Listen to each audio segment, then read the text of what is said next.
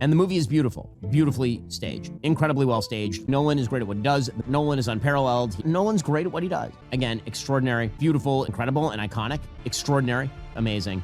Again, very conservative messaging. What did you say? Hollywood is pushing a conservative message now. Extraordinary. We are Greeks from Ithaca. Because white people and Greek are not quite the same thing. Travis Scott didn't bother me. Lupita Nyong'o didn't bother me. Because you were pissed off at the multiracial casting. You're a traitor of our people. I think the broader theme of the movie is actually very much in line with many things that conservatives think. The movie's conservative from Hollywood. The movie's conservative, guys. Hollywood is right-wing. You can do all of that while still being annoyed. Oh my God. We still owe the Greeks everything in the West. You cannot defend the West without defending Greece.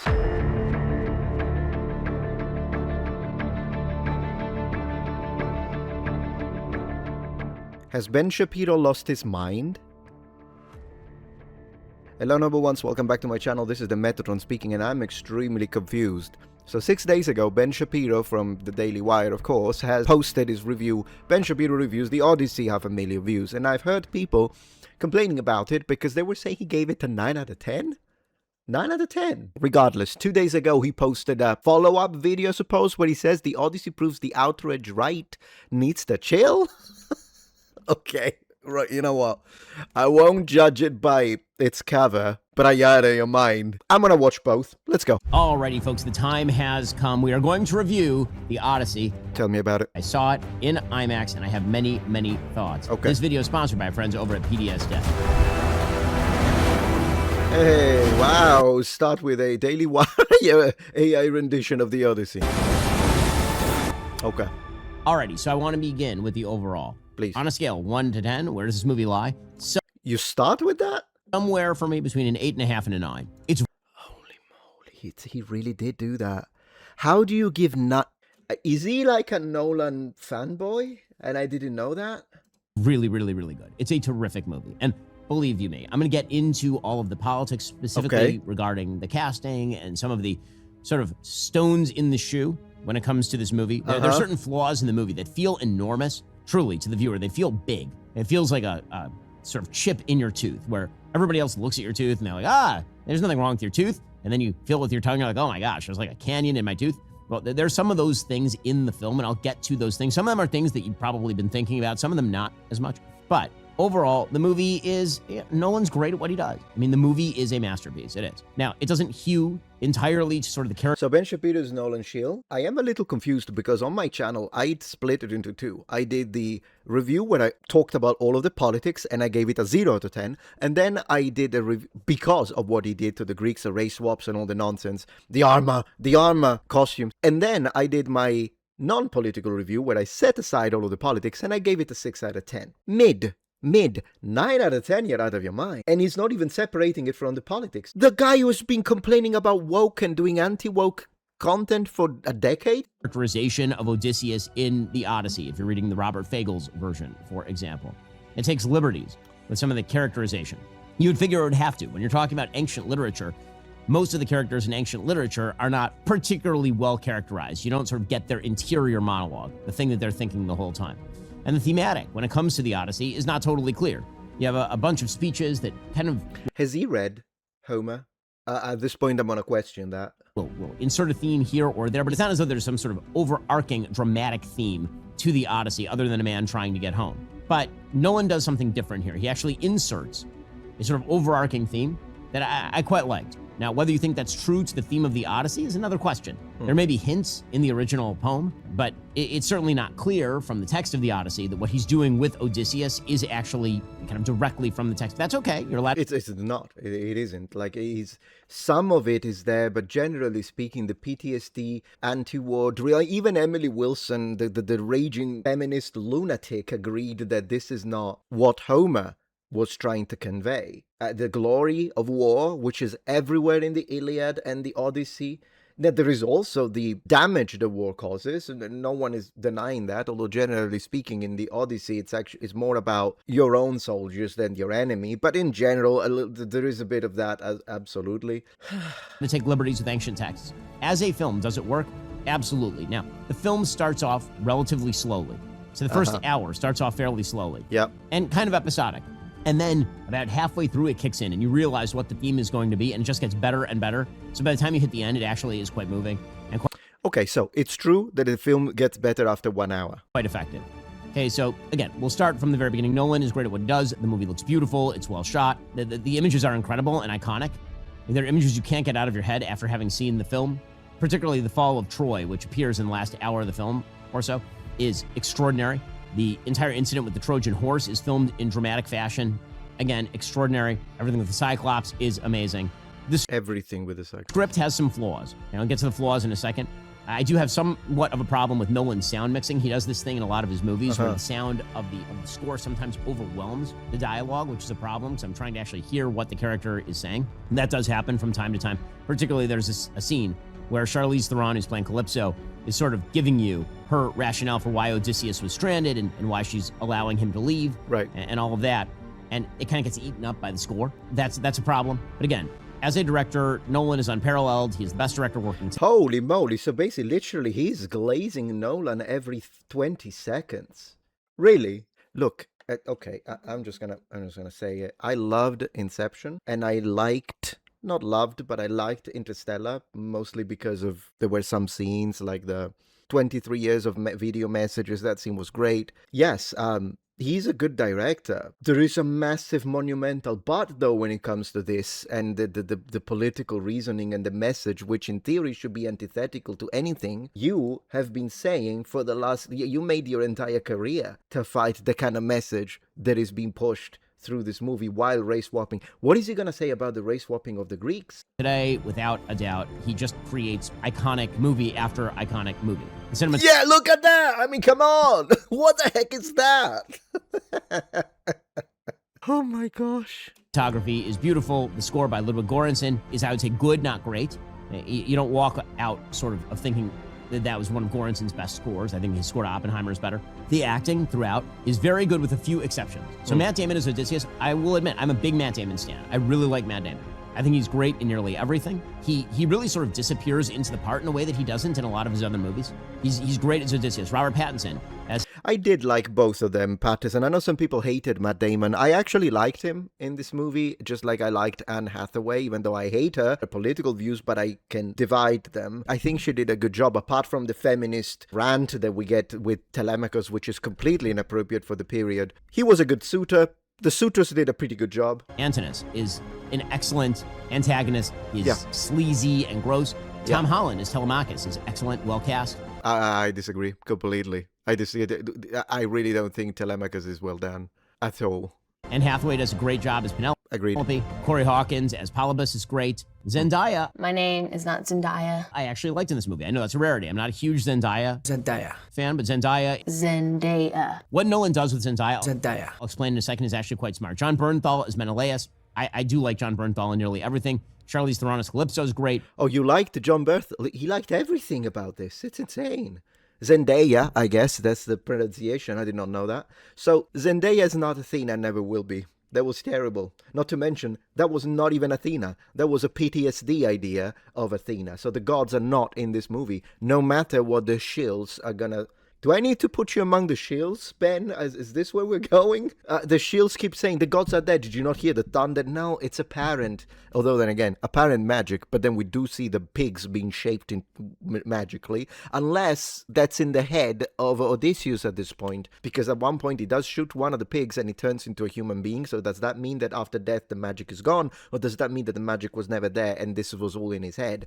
Who the heck knows? I do think that the message of the movie would be that at least Circe does have magic, and the Scylla or the Cyclops, these are real, because the other people, otherwise it would be what? Collective hallucination? No, I think the gods, however, are the hallucination. So there is no Athena in this movie, neither in the script nor in the actress choice. But John Bernthal did it was just a Punisher. What are you on about? John Leguizamo as Eumaeus. A lot of people didn't like his performance. I liked it. I didn't have a problem with Lupita Nyong'o as Helen or Clytemnestra. You know where I'm... No, wait, you said that too fast. Subtitles. What did you say? People didn't like his performance. I liked it. I didn't have a problem with Lupita Nyong'o as Helen. I never had a problem with Lupita Nyong'o as Helen of Troy and Clytemnestra. Bro, he joined the enemy. That's treason. That's treason. That's treason. No, you can't... What? You don't have a problem with it? Unless I dreamed it, there is a playlist of at least 34 videos. That's the playlist alone. There is a lot more than that, where Ben Shapiro reacts to woke TikToks, right? Woke TikToks, racism edition, like it. White people. One of my favorite things is when white people feel the necessity to dissociate from other white people by saying that they hate white people. Ben reacts to anti-America TikToks. Ben reacts to insane woke TikToks. Ben reacts to Trump derangement syndrome. Ben reacts to viral TikToks. Ben to hilarious TikToks, reactions, viral TikToks, woke TikToks, anti-American TikToks. The race swaps are anti-West. They are the deletion of the West. An attack on Greece is an attack on all of us. You don't leave the Greeks out to die in the middle of the battlefield as we are trying to win the culture war / Marxist cultural revolution. What are you doing? Lupita Nyong'o was race swapped to show the Greeks that they do not matter. That you can take anything that belongs to white people, while at the same time, if you dare to do that to black people, it's the cardinal sin. Not complaining about the race swap of Lupita Nyong'o is enabling the white-hating Hollywood elites. It means it's fine if you take traditional white roles in literature, history, and mythology, but you will never be allowed to do it with the other way around. And not fighting the good fight to defend ancient Greece allows the radical cultists to then start pushing nonsense in academia, as they have. Anglo-Saxons, you can't say it anymore. Math is racist. White supremacy is the reason of all evil. The Vikings were not white and they were in fact Muslims. You know all of this. It's insane that your obsession with Nolan, Ben, makes you give up the defense of the West. You cannot defend the West without defending Greece. Or Clytemnestra. You know where I'm going here. You know where I'm going to say that the casting went awry, and it really did. Okay, so I'm going to talk about the themes, and then I'm going to get to the flaws. So the theme of the movie, the way that Nolan unspools it, is basically that Odysseus is almost a self-imposed exile. Right. Yes, he wants to get home, but he suffers tremendous guilt over the loss of his men during the Trojan War. He doesn't think the Trojan War should have been fought. He's sort of strong-armed. Which is insane. Homer absolutely thinks the Trojan War should have been fought because the Greeks were, the king of Sparta was wronged, and the king of Mycenae decided, okay, I'll come, brother, and fight with you. That is the theme. The war is just. Into it by Agamemnon and by Menelaus. He has to abandon his wife. He has to take a draft of his people, and then he has to go. And he's there for 10 years, and then he's missing for another 7 years. All of that is stuff that he regrets. So he's racked by regret over the loss of his men. But as it turns out, he's also racked with regret over the end of the Trojan War itself. So one of the conceits of the film is that there is this rule that is essentially a biblical rule smuggled into Greek theology. Treat people as you would want to be treated.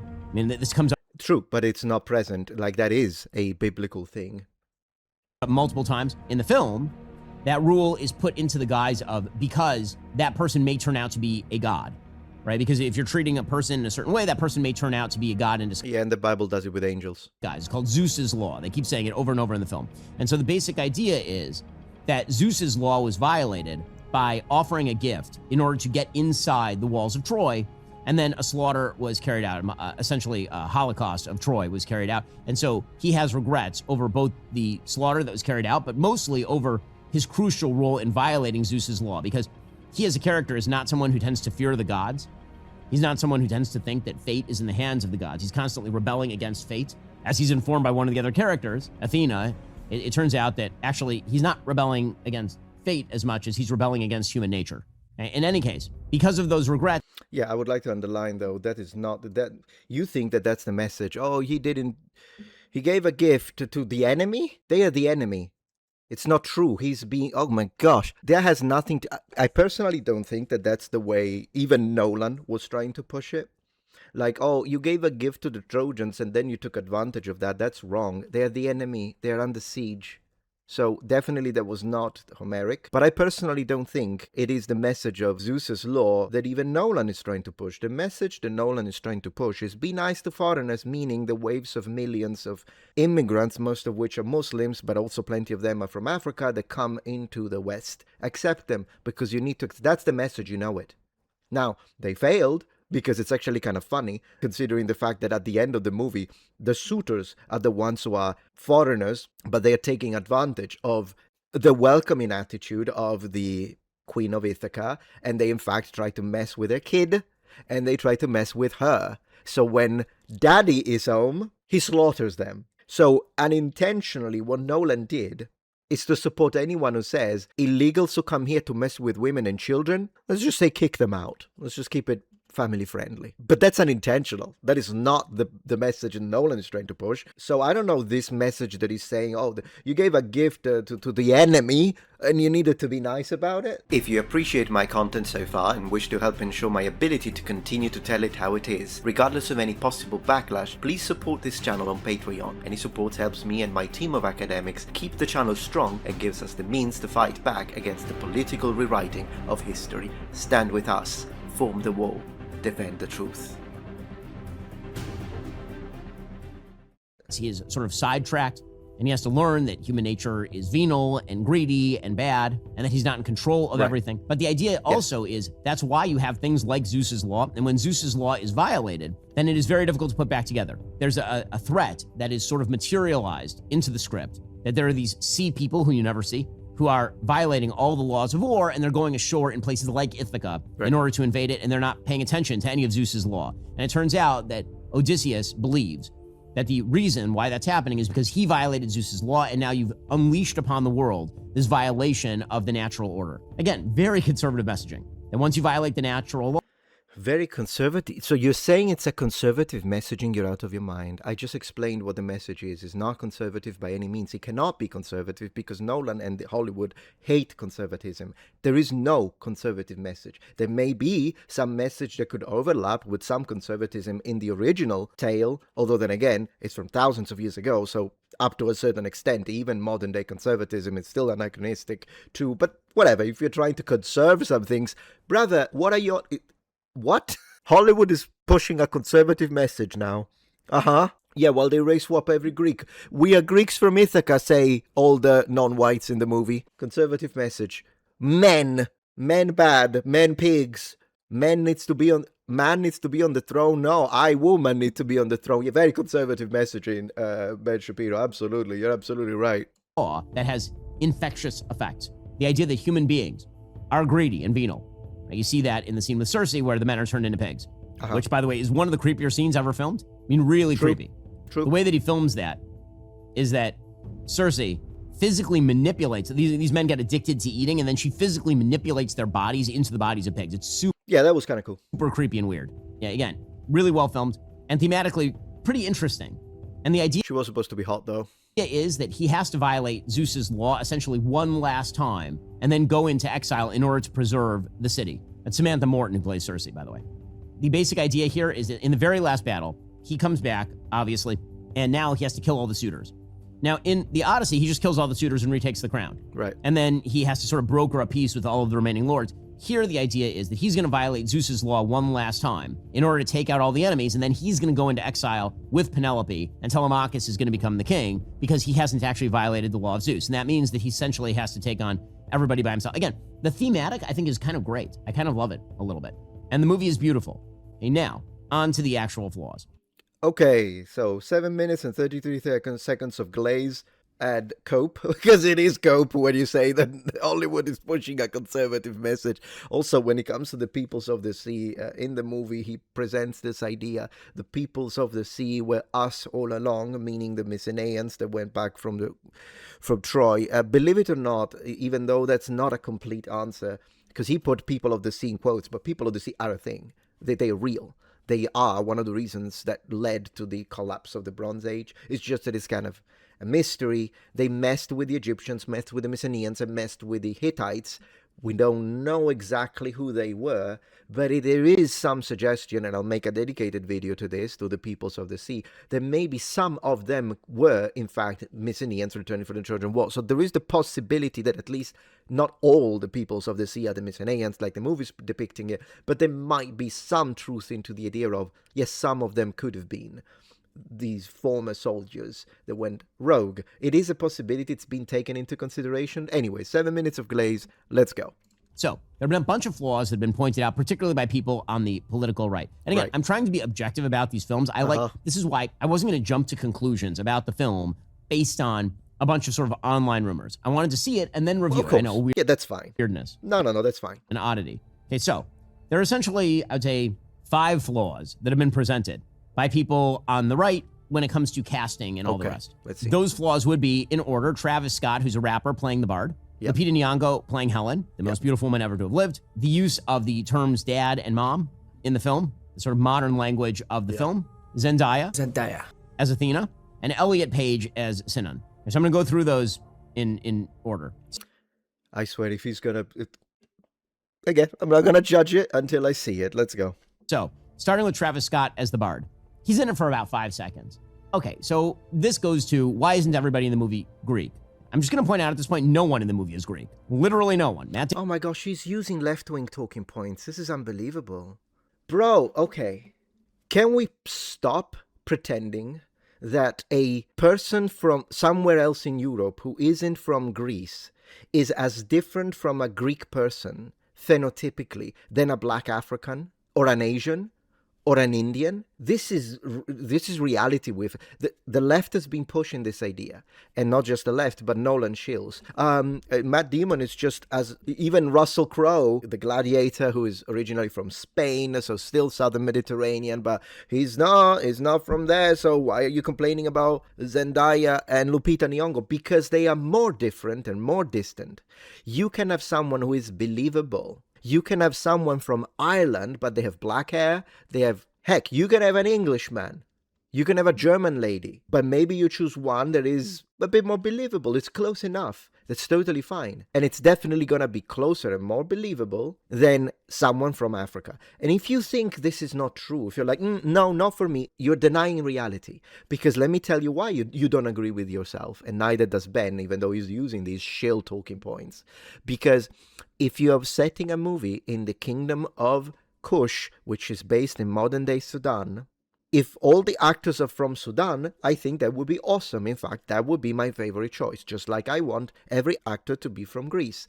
But if we are not going to have all actors from the original place, what is closer to people from Sudan? Someone from Congo, someone from Nigeria, or someone from Norway? Because, I mean, technically, someone from Nigeria is not exactly the same. They are all black, but they are not the same. In fact, phenotypically, Africa has got the highest degree of genetic differences. Not to mention the culture, the language, it's a different nation. Are we going to pretend that casting a Nigerian to play someone from Sudan is as different as casting a Danish man, a Norwegian who is blonde with blue eyes and white skin? Obviously not. You would be a clown, biology-denying clown, to say something like that. Likewise, the best option would have been to cast an entire Greek set of actors. But when that's not an option, then what is the next best thing?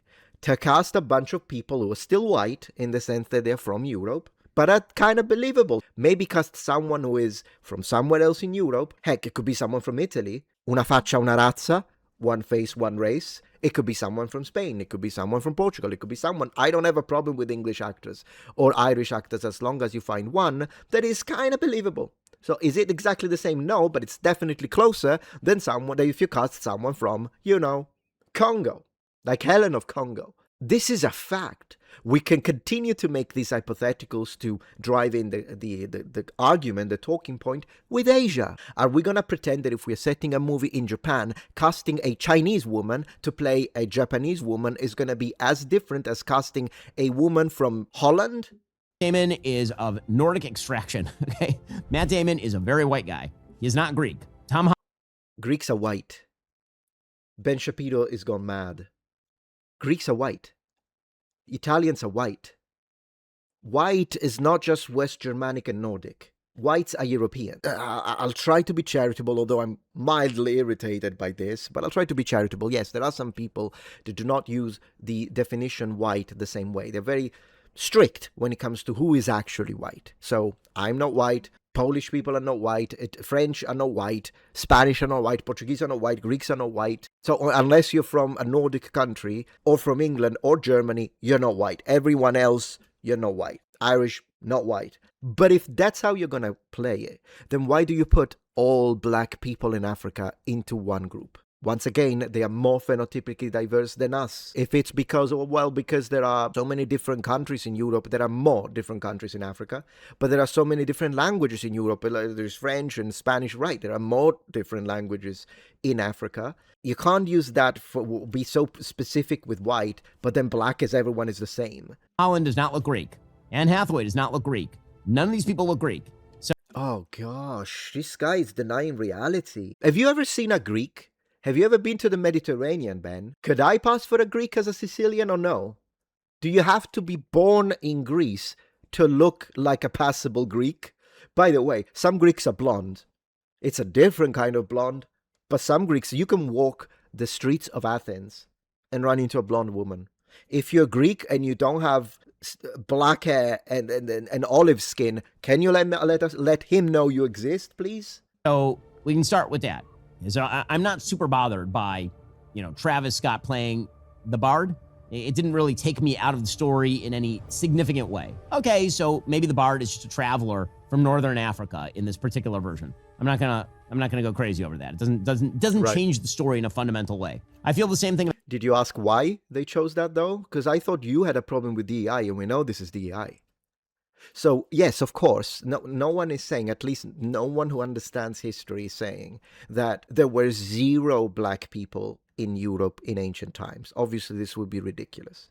Were they a minority, though? Absolutely. So let's not pretend that the Greeks were all black, because they're out of their mind, the people that believe that. But the question is not, is it historically plausible that there was a black bard or a black traveler or a black warrior or a black merchant in a story set in classical antiquity in Greece or Rome, but in this case it's Greece, Mycenaean Greece? Yeah, of course, that's fine. It is plausible because it's in the vases and in the art. They were aware of the existence of the so-called Ethiopians, so it's not historically inaccurate to cast one. My problem, in fact, is when they swap someone that we know wasn't black.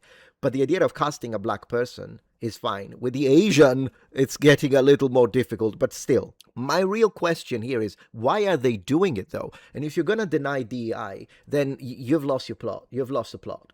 About Lupita Nyong'o. So I know a lot of people were like, oh my God, Lupita Nyong'o is supposed to look like Diane Kruger. I don't know. Diane Kruger doesn't look very Greek. She's German. So Lupita Nyong'o is a beautiful woman. But here's the thing. Actually, in the script, Nolan goes out of his way to explain that the war wasn't really launched over Helen being gorgeous. It's irrelevant. Irrelevant. You're shifting the goalpost, Ben, completely. There is 0 chance that Homer and the ancient Greeks imagined Helen of Troy as being a black woman, so it is a race swap. Not to mention, even though it is a mythological story, it is grounded in real history, and we know that there was a Mycenaean princess who left Greece and married the king of historical Troy. I can tell you 1000% that historical basis of the historical princess was not black. It is a race swap of a white person, or a Greek person if you don't want to say white. But it's irrelevant because we still owe the Greeks everything in the West. And you are brushing it through by saying, well, she didn't look German either, but she was a lot more believable as an Helen of Troy. Also because there are later texts. Homer tells us she was fair-armed, so her arms were white, so her skin was white. And it doesn't matter. And I know that there are clowns now that saying, no, that means status, right? But even if it does mean status, why does it mean status? It means status because they are white. So they stay home, they don't tan. If they don't tan, the skin stays white. The Greeks would never describe a black woman of status as white-armed. Impossible. And in later period texts, she's described as having golden hair. In later period texts. So actually, if you cast a blonde, it's fine. This idea the Greeks cannot be blonde, or Italians cannot be blonde, or Sicilians cannot be blonde is ridiculous. It's a minority, but so are black people. What are we doing, Ben?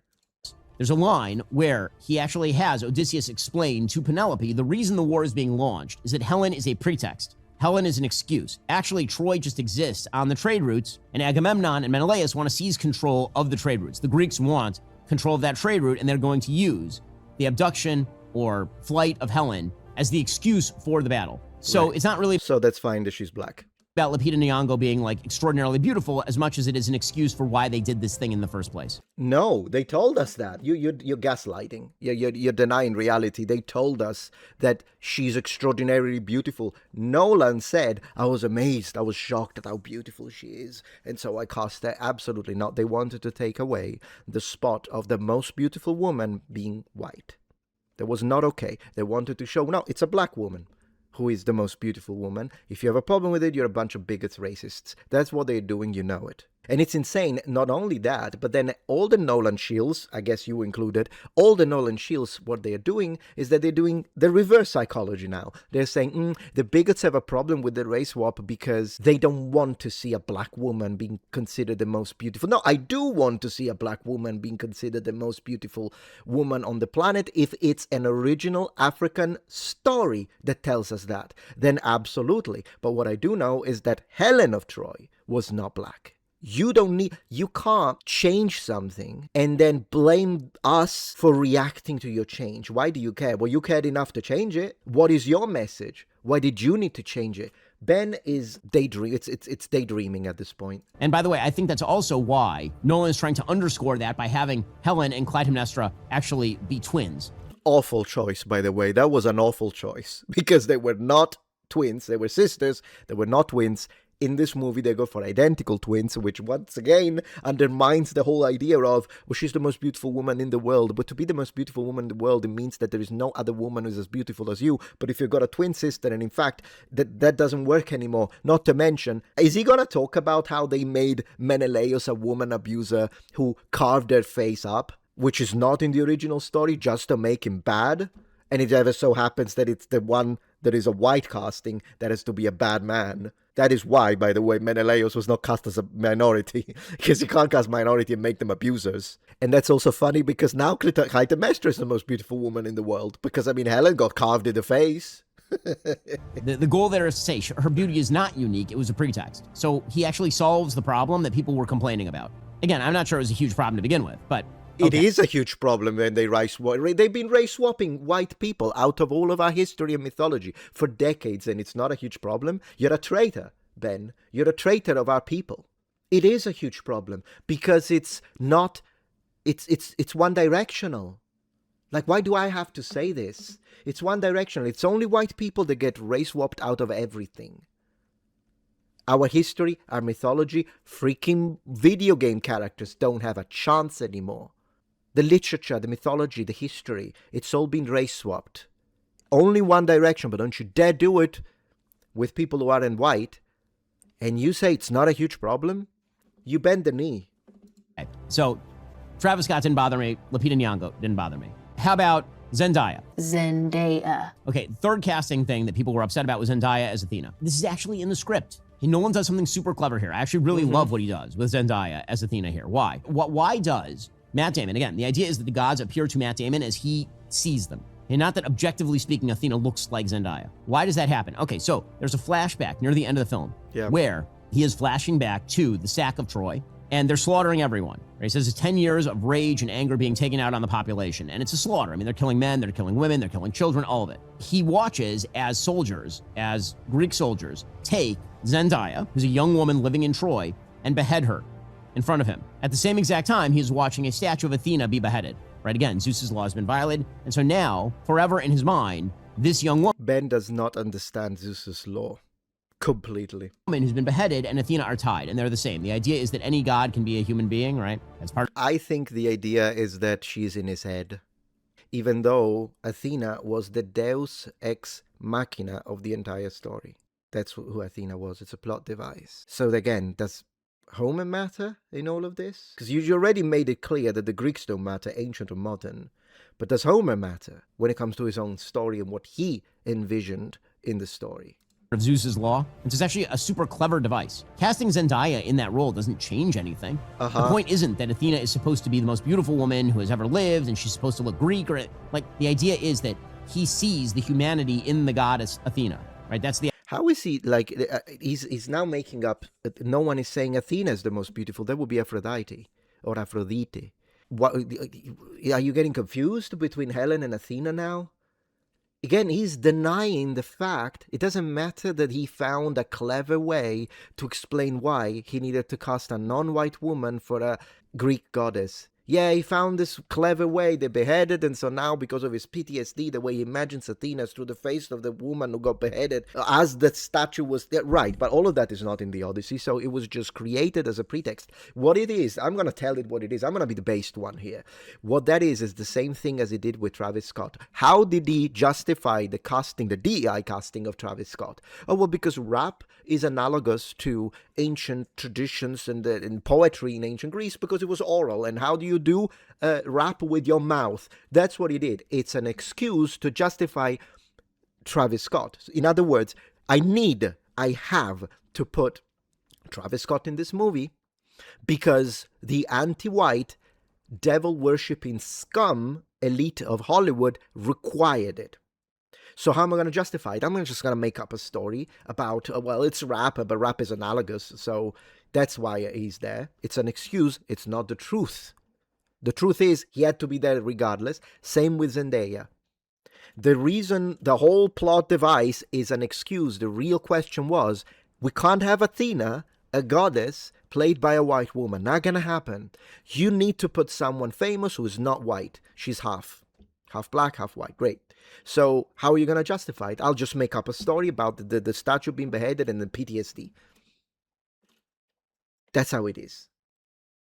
And that's what he did with Lupita Nyong'o. How did he justify that? Because they pretend not to see color when it's white people being race swapped. They do see color all right. If this was a story, in mythological story or historical characters in Africa, then absolutely, they would never cast a white actor to play Shaka Zulu or Queen Amanirenas of the Kingdom of Meroe. It doesn't matter. That would never happen. But when they do become colorblind and be like, oh, it's the skill of the actors, the hypocrisy is disgusting, and you're defending it. The way they defend Lupita Nyong'o is, oh, well, she's beautiful. And how was Helen? Beautiful. Oh, great. Cast. Idea there. So it's actually cleverly woven into the script. I think Zendaya does a fine job. She doesn't bother me at all. So again, those three problems don't have a problem. Then there are the two that are a problem. Here are the actual stones in the shoe. One of them is the use of language like dad or daddy and mom. It takes you out of it. Just a reality. It takes you out of it. And there's no reason. What takes me out of it is this epic music that you put under your entire video. It's not going to change anything, Ben. I don't know if you try to do that to manipulate us into think what you're saying is something amazing and clever. It's not. For it. You could have just said father and mother and it would have not taken you out of it. True. Anything that takes me out of the film is a thing that should not have happened in the film. Oh, really? Well, how about the freaking Greeks then? My basic rule here. So if it takes you way out of the film, again, it doesn't take me out of the film that there's a multiracial cast. If you want to make the case everybody needs to be Greek to be authentic, I think you can make that case. If you want to make the case everybody has to be white, I think that is a lesser case because white people and Greek are not quite the same thing. Oh my gosh. Unbelievable. Based on what? And if you want to make the case that males should play males and females should play females, I'm very much into that. Okay, yeah. So basically, all of the shilling you've done, the left will still hate you because now you're complaining about the transgender actor. So in reality, Nolan, being extremely left himself, is going to hate you anyways. What's the freaking point, Ben? What's the freaking point? Makes sense to me. Well, folks, in the Odyssey, Odysseus spends a lot of time treading water. But here's the thing. If your credit card balance is going down by $20 credit card, guys, just like Odysseus. Don't fuck with credit card like Odysseus did. Come on. Elliot Page. Elliot Page. Personalized assessment today at pds.com/Shapiro. And that brings us to Elliot Page. This is an absolute puzzler of a decision by Christopher Nolan. And it's a decision that actually has impact on the film. Okay, so Elliot Page does not, in fact, play Achilles. I know there are lots of rumors that Elliot Page plays Achilles. Nope, that's stupid. That's stupid, you say? I don't know, man, because the scene of the Odyssey that you didn't read, there is a scene with the ghost of Achilles, as he has a connection with Hades, speaks to him. The entire scene is in this movie, and guess who is playing the major character who's connected? Elliot Page. I think it was supposed to be Achilles, but they chickened out. Because otherwise, Sinan doesn't have that scene. In the N8, it doesn't exist. Elliot Page is not playing Achilles. Elliot Page, who is a woman with mental issues, who believes that she is a man and has had surgeries to make her appear more man-like, but still she is about 5'2" and 105 pounds soaking wet, right, and has the voice of a woman. It doesn't work. Okay, so Elliot Page plays a character named Sinan. The character arc of this character is you see Sinan as a young boy, a pudgy young boy who's maybe 10 or 11 years old. And Robert Pattinson's character is selected to be drafted to go to the Trojan War and essentially threatens this young boy to go to the Trojan War instead, or he's going to kill the family. Right. And so Sinan ends up going to the war in place of Robert Pattinson. So it's kind of a crucial plot point. Okay, Sinan, Very modern plot point, by the way. this young pudgy boy, then turns out to be a 39-year-old woman dressed as a man, which again, that's weird. It's especially weird because the person they got to cast as kind of young Robert Pattinson looks like Robert Pattinson. The person they cast as young Elliot Page looks like a pudgy boy. So it doesn't work. You know what's funny actually about Sinan is that unintentionally what the message that ended up being cast for the world to see is that they chose a transgender person to be cast as Sinan, who is a character who tries to mentally manipulate the Trojans into thinking that the Trojan War, into thinking that the Trojan horse is something that is not. Sinan is supposed to be the soldier who's stationed outside the Trojan horse to tell the Trojans that this is actually a giant gift. Okay, in the film, Sinan is told by Odysseus that you're going to explain this to the Trojans. And instead of Sinan explaining to the Trojans what's going on with the horse, the Trojans just kill Sinan right away. That's the Great Greek soldier. one scene with Elliot Page. Warrior. And then there's a second crucial scene. This scene is drawn originally in the Odyssey from, I believe, Book 11 of the Odyssey, which is the part where Odysseus visits Hades, right? Visits I love that he says, I believe Book 11. Guy never read it. hell and has a conversation with Achilles. Now, again, in the Aeneid, Sinan is a character who actually appears in Hades. So this part, the Elliot Page part, is not supposed to be Achilles. Again, because you didn't read it. It's exactly like that. It is clear that that's the ghost of Achilles instead, and they swapped it. In the movie, he takes his crew, Odysseus, to Hades. And in Hades, he has a conversation with Sinan, in which Sinan explains that Odysseus must have lied to him about not dying, about living through that particular affair. And also Sinan warns him that he is going to, that his crew members are likely going to die, and talks about heroism in battle and how heroism isn't really worth it so much. Coming out of the mouth of Elliot Page, it just doesn't land. The shots are beautiful, the dialogue is good, and it's coming out of the mouth of a woman. There's just no other way to put it. Elliot Page is still a woman, and the voice is the voice of a woman. And having a woman pretending to be a youngish man telling you these things does not land in the way that it should. I wonder why you don't have a problem with the race swaps then. To kill the movie? No, of course not. But is it a flaw in the movie that is utterly unnecessary? To me, this falls into totally the same category as dad and mommy and like it's a stone in the shoe of the movie that is. Okay, so it's totally unnecessary that they gender swapped, sorry. It's totally necessary the gender swap. Why did they do it? Because of DI checkboxes. That's the same thing with the race swaps. Why did they do it? DEI checkboxes. And you trying to pretend now and deny biological reality and trying to pretend that a black African is as different from a Mediterranean person as any other white person is ridiculous. Totally unnecessary and takes you out of it. And that's annoying. It's an unforced error. Now, I'm not going to speculate as to why Nolan did this. Maybe it's because... Really? Bro, the shilling is insane. You know why he did it. It's DEI. They needed a certain number for the Oscar nominations, but also to push the message. This is not just the Oscar nomination. There is a message in every piece of medium, whether it be video games, whether it be books that go through the sensitivity reader censorship in order to swap things. It's not female, it's individual who menstruate. Now have the children read these books. There has been a systematic attempt to add messaging of radical gender ideology and racial hierarchies of the oppressed-oppressor dichotomy through every piece of medium for the last decade. And you're going to tell us I'm not going to speculate why? As he's personally friendly with Elliot Page, feels bad for Elliot Page because Elliot Page is his third person, was friends with that person from the time they did Inception together. Maybe it is, in fact, some sort of Oscar bait attempt, although I'm not sure why Nolan would need to do that, considering that, again, Nolan's already won Oscars for Oppenheimer. In any case, it's a puzzling and nonsensical decision, and he shouldn't have made that decision. It's a real flaw. Overall, the action scenes are unbelievably... He feels bad for, like, bro, no, left-wingers say that transgender people are happy. Now, I don't know if there is any transgender person who did go through the surgery and does objectively feel happy about themselves, but I know there is plenty who don't. And the ones that don't, they are smothered. They are silent. Nolan does not, I doubt Nolan feels bad. Nolan thinks, most likely, since he belongs to the Hollywood circle, he thinks Elliot Page is a man. Just like those clowns of former actors of Harry Potter screaming, transgender women are women. Now, I don't know if Nolan truly believes that, but I know for a fact that he has to at least pretend to do. Otherwise, you're out of Hollywood. But at this point, it's possible that he believes all of that. And also, presto, dichotomy, white people bad, male Christians bad, straight people bad. Well staged. The scenes in which they face down the Cyclops, beautifully staged. The scenes in which they face down giants, incredibly well staged. Oh gosh, he's even defended the Giants. No hope for Ben Shapiro. This is the most dishonest, glazing review I've ever seen. And at this point, I put him together with the radical leftists. Same thing. Very scary. The scene with Cersei, again, like Nolan is a master of his craft. I would say that this movie, it's definitely top tier Nolan. When you think of like the best Nolan films, like the best one, you're talking Dark Knight, Interstellar, The Prestige is up there on the list. And then you get to sort of the just under that tier. I put this in the just under that tier.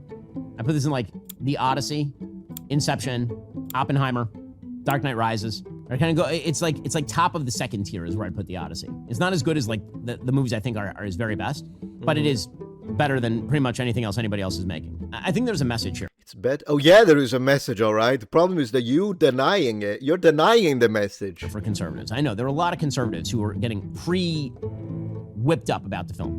Because it is stupid to cast Elliot Page as a dude. It's just Elliot Page though. So the race swapping is fine because I mean Greeks are not white after all. That's your message. just stupid.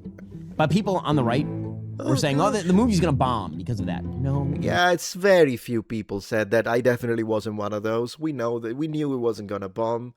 I don't know how much profit it's going to make, but bomb Nolan's movie?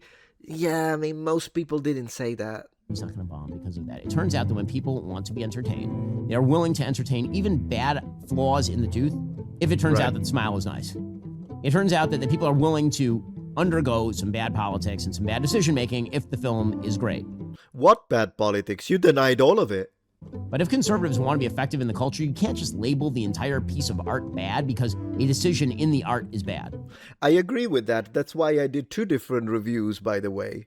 That's why I did. Yeah, so pretending that the light or the cinematography was trash just because we hate the race swaps, the message, the politics. Of course, that's not going to help us with credibility. I agree with that point. But you were denying everything negative about this movie. The only thing that bothered you was the transgender person. This movie's going to make a fortune. It should make a fortune. It should. It's creative. It's interesting. It's visually incredible. It should. It should make a fortune, even though the Greeks have been disrespected. They took $6 million from tax paying only to delete them out of the movie. They're being called bigots and racist for trying to defend their own history and their own reality. This is disgusting, Ben. I think the broader theme of the movie is actually very much in line with many things that conservatives think. And if you let Elliot Page kill that for you, I think you're missing out on an incredible movie-going experience. You're out of your mind. The movie's conservative from Hollywood. The movie's conservative, guys. Hollywood is right-wing. You can do all of that while still being annoyed. Oh my gosh. This was a disaster. Let's see the other one at this point. This was awful. Folks, Christopher Nolan's The Odyssey is not really about Homer's Odyssey. Yeah, I'll explain in a second. In fact, you're correct about that, yeah. Nolan actually takes Christian morality and injects it into a poem that describes a litany of savagery in a pagan civilization. But in the meantime, critics of the film from the right are upset about woke casting and literary inaccuracies. And historical inaccuracies about that polyurethane armor. I think they are committing a gigantic self-own in the process. You did the cell phone. You literally demonstrated that you're willing to turn your back on everyone because you have to shill Nolan. You took every single moral stance, political idea, and defense of the West. You threw it all down the drain because Nolan Now, I don't know what Christopher Nolan's politics are. I do know that the Odyssey had a blowout weekend at the box office. You don't know what Christopher Nolan's politics are? Now, I don't know what Christopher Nolan's politics are. I do know that the Odyssey had a blowout weekend at the box office. Again, he's using left-wing talking points. It made a lot of money, bigot, so you lost. This was never about the money. It doesn't matter. The Nazis, the elites, made a lot of money. They were extremely wealthy. Does that make them morally correct? Which was predictable because it's a good movie and Christopher Nolan's an amazing filmmaker. And here is the thing. If you actually watch the movie, movie, it has an inherently biblical message. It does. And people are missing that for the trees. Spoilers ahead. There's a lot of speculation on the right that over the weekend, the Odyssey was going to bomb. A lot of speculation. It's few incidents. And yes, they're out of their mind. We knew it wasn't going to bomb. I mean, the major ones, Critical Drinker, Nerdrotic, we all said it wasn't going to bomb. The Odyssey was going to underperform. The Odyssey was never going to underperform. Holy moly. It was never going to underperform. It is a star-studded epic directed by Christopher Nolan, who took the story of developing the nuclear bomb and also a Senate hearing and turned that into a box office hit. Christopher Nolan can open a movie, period. If you thought people were not going to go see the Odyssey because, like you, they were very, very mad that Lupita Nyong'o was cast for... So he's pointing the finger. You were mad about the transgender actor. Plus, you have been complaining about the race swapping. What are you doing now? Pointing the finger. Of course people are mad. They should be mad about the race swapping of white people. That's not being angry. That's being it's righteous indignation towards an injustice. 3 minutes total screen time as Helen of Troy. The number of minutes is irrelevant. It's a slap in the face for the race swapping. Again, he's using every single talking point of all the tankies that ended up defending Nolan. Or that people were just going to not go sit through one of the great filmmaking epics of all time because of the idiotic, and it is idiotic, casting of Elliot Page. And I call her Elliot Page because you can legally change her name. You can't legally change your sex. And it's idiotic casting. I mean, I talked about this. Go watch my review on YouTube. Okay, but if you thought people weren't going to go watch the movie... Personally, I don't know who did this, who thought that, because if he means, of course he doesn't know who I am, but if he means the big guys, then no, this would be a straw man. There are, I guess, yes, so sure, there are some people that thought that, but they were out of their mind. Of course this was never going to bomb. Because of your upset over casting decisions? Wrong. There are times when politics affects a movie so badly that you don't want to see it, where it overcomes the presumption of wanting to see a film. So, for example, when Disney made Snow White, the remake, and they decided to put in a bunch of kind of woke silliness, people didn't go see it. Number one, because I'm not going to see that for my own enjoyment. I'm going to take my kids to the movies. Do I want my kids to see those values? No. Okay, what values? What values? Say, for instance, the race swapping of a traditionally German, therefore white woman. So that's not okay for you? Why? Are the Greeks not white enough? What about us Italians? Are we not white enough in order to have your defense so that your kids don't go and watch that? Not to mention, it wasn't just the race swapping. It was the fact that she did those interviews where she was clearly thinking, oh, all these traditional values, the prince, we need no prince. There was all the feminism in it. Well, there is a lot of feminism in this movie as well. You don't have a problem with that now? Just because it's Nolan. Because it is the same thing. It is always the same thing. Man bad, Christian man bad, traditionals, values bad, women need no man. If you're straight, white bad.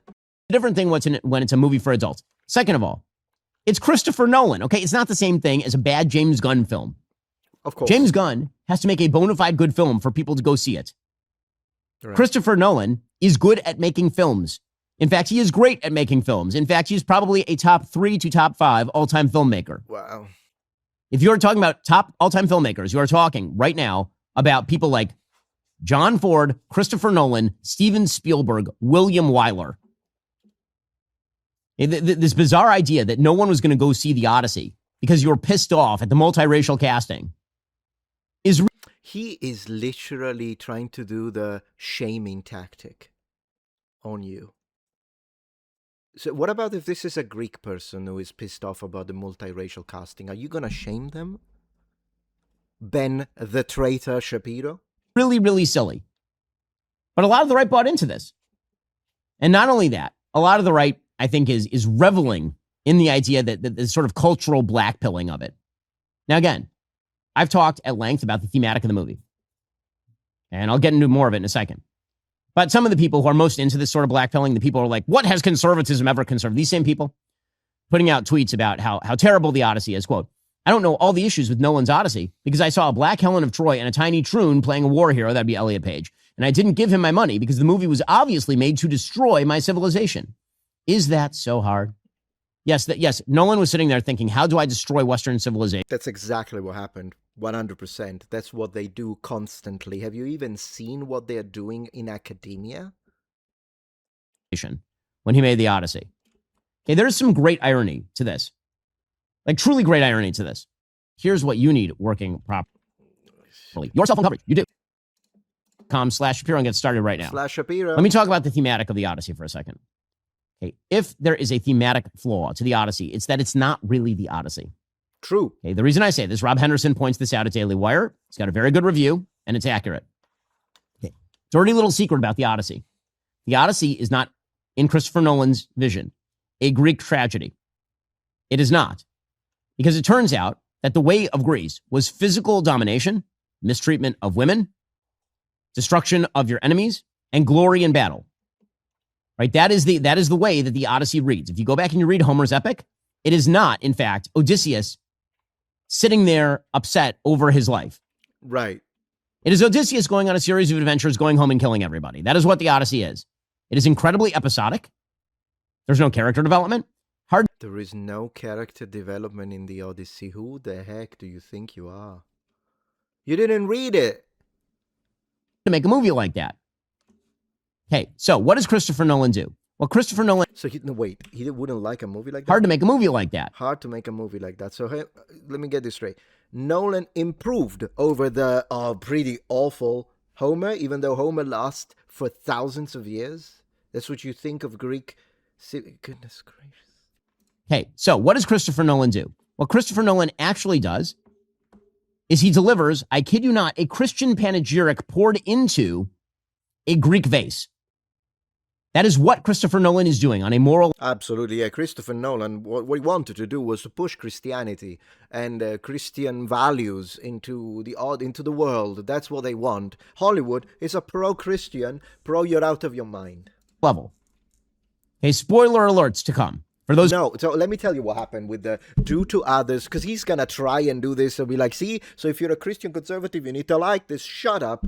No, what happened is that any ever so slight resemblance of do to others what you don't want you would do done to yourself, and that kind of Christian ethics is there not because Nolan is trying to inject Christian values because he values the Christianity. He absolutely doesn't, just like everyone in Hollywood hate us. No, the reality is that Western traditions are coming from Christian values, which means if you are from the West, even if you're an atheist, you will still have Christian values in your thinking way because they are part of the culture. That's how some Christian values ended up in the Odyssey. Not because he's trying to inject Christianity in it. They hate Christianity in Hollywood. To miss the review. Here is what the Odyssey is actually about, the movie, not the actual original poem, the movie. Yeah. What the movie is about is the idea that if you violate the golden rule, treat others as you would be treated, that if you violate the golden rule, you shatter something fundamental in the universe and it unleashes dark forces on the universe. Now, let me tell you what the Odyssey is about. The Odyssey is about the non-white illegal immigrant who just arrived in Europe 2 weeks ago, is just as Greek or just as European as any of you bigots, so you better accept it because you need to be nice to foreigners. That's what the message is. On top of that, women need no man and men are pigs, which sometimes can only be and the West is for grabs. History and literature will take it all. Will swap everything, and you'll do nothing about it. Now, people like him, yeah, they bend the knee. I'm not going to bend anything. We'll stand the ground. You're not taking us out of the West. We are the West. Bottled and hemmed in by an act that continues to violate morality, but then you have to accept the punishment. That is the theme of Christopher Nolan's Odyssey. The entire basic idea, and again, this is not Greek. It doesn't come from Homer. Right? Leo Leibovitz also points this out over It's perfectly obvious. Hey, this is actually a Christian allegory. I mean, how do you miss this? Honestly, it is a Christian allegory because the whole thing is a biblical. The entire set of reviews is him looking down on you, even though whatever problem you had with the Odyssey, and if you've been following him, if you're one of his audience members, he has been telling you to think this way about race swapping, woke nonsense, anti-Christian, anti-West sentiment, anti-man, all of that nonsense. He has been telling you, you need to feel rage against these things, and it made him a fortune. It made him a lot of money. Only now, when his favorite, beloved Christopher Nolan is doing it, now he's looking down on you, belittling you, and telling you, oh, you're upset about these silly things? After he made millions off of it. Now he's berating you. What a clown. Christopher Nolan establishes at the beginning of the film something that he calls Zeus's rule. What is Zeus's rule? Zeus's rule is treat others as you would be treated because you don't know who is a god in disguise. Now, you may notice that treat others as you would be treated is the golden rule. The silver rule appears in the Old Testament. That's don't treat others as you would not want to be treated. The golden rule comes from the New Testament. Okay, and usually it finishes because God made man in his image. Nolan takes that and flips it and says because any person could be a god. Okay, this is not something that the Greeks cared about. Okay, he's taking a Christian rule, a Judaic rule, a biblical rule, and he is putting it into the story. And then the idea is that by Odysseus violating that rule through the Trojan horse, through subterfuge and corruption, and unleashing hell on Troy, he has committed a grave sin. And that grave sin has now unleashed on the world a norm of violating the golden rule, in which sea peoples are now violating that rule at their whim. And in order to stop that entire thing, Odysseus has to come home. He has to slaughter the suitors who are taking advantage of the golden rule, because you can't allow people to take advantage of the golden rule. Right? You can't allow people to cynically cite the golden rule while they eat you out of house and home, which is what the suitors are doing. Right. You have to slaughter them in violation of the golden rule. And then you have to go into exile and accept the penalty for your sin.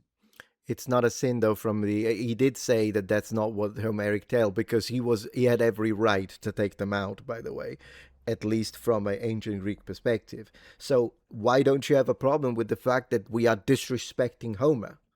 Okay, that's the actual moral... Sorry, because Homer is not white.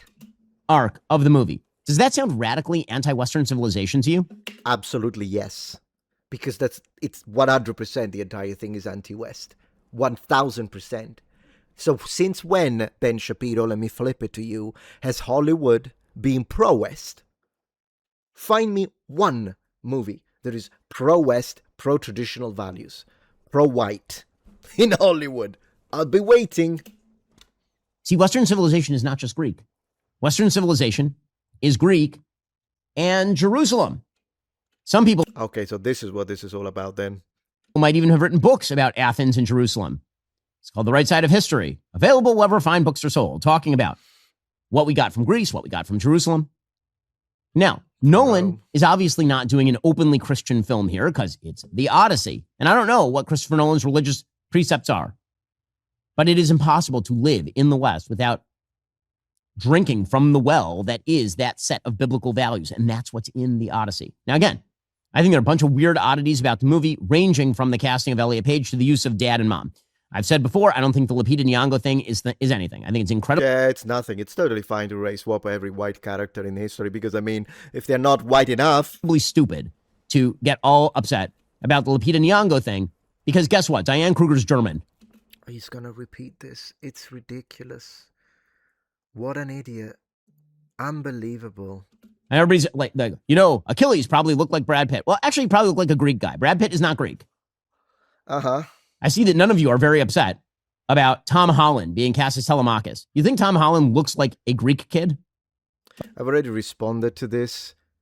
The fact that you're doing the same thing. You complain about the transgender thing. Well, but biology is biology. It's a female even if they identify as a man. Great. So is the biology of race. There are some races that are closer. There are some people, some nations that are closer to others, and that's a fact. And I've demonstrated it with the African example. This guy's denying reality. Like from 700 or 1200 BCE. BCE! Holy moly! Okay, at this point, he's a spy. He's a spy. He's pretending to be conservative. He got bought out. Let's go to BCE. After the whole spiel about Christianity is Christianity. Oh, you're Christian, so you don't like Christianity anymore? BCE. BC. And you will never find me dead adding an E at the end of it. Doubts. So I don't care about any of that, because when it comes to mythology, you can play with it. It's not just mythology. He's using all the talking point. That's what he did. How did Ben Shapiro prepare these two movies, these two videos? He opened Twitter, saw every single left-wing talking point and Nolan Shill talking points, added a little bit of tankies in there, and then regurgitated it to shame his own conservative audience. And again, the movie goes out of its way to say that the reason that the war was launched is not because Helen was the most beautiful woman ever, but because that was a pretext for the actual war.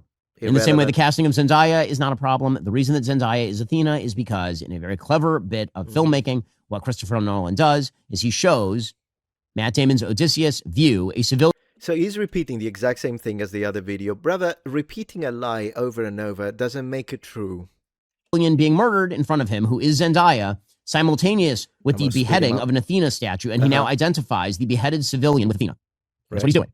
Yes. Okay, but again, the broader point here is that if conservatives form their own little bubble, and if they don't realize that reality continues to exist, that the Odyssey will make the reality that Lupita Nyong'o, Helen of Congo, is not Greek, make a bunch of money, which it did over the weekend. Okay, so the money's what matters. That it did worldwide, $264 million. That if you keep boxing yourself into this idea that everyone thinks in your peculiar way, you're going to run yourself into a political box canyon, and the results are not going to be beneficial.